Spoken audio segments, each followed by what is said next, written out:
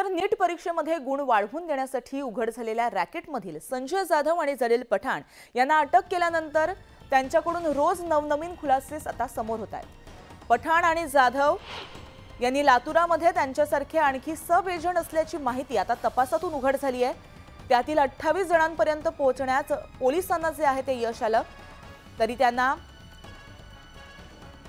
पालक म्हणायचं की एजंट असा संभ्रम मात्र पोलिसांपुढे निर्माण झाल्याचं कळतंय।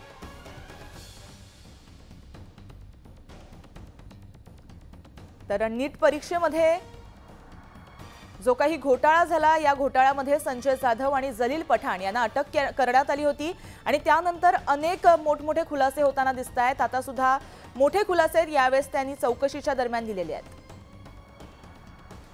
तर याबाबत आपण अधिक माहिती जाणून घेऊ आमचे प्रतिनिधी नितीन यांच्याकडून। नितीन, नीट परीक्षेबाबत वेगवेगळे खुलासे होताना दिसतायत, काय अधिकची माहिती आहे?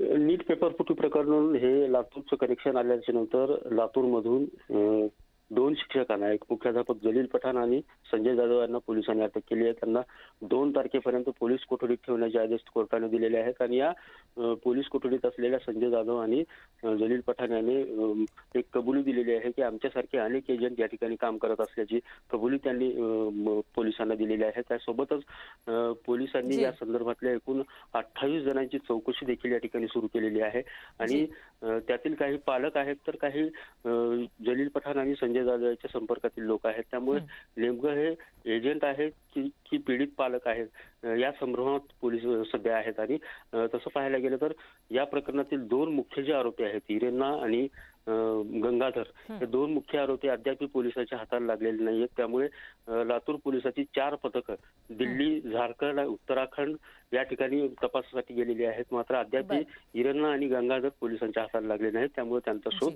अद्याप सुरू आहे। एकूण 5 पथकांच्या मार्फत त्यांचा हा शोध सध्या सुरू आहे। जी, नक्कीच पुढे आता काय खुलासे होतात हे पाहणं महत्त्वाचं ठरेल, याकडे लक्ष असेल। धन्यवाद तुम्ही दिलेल्या माहितीसाठी।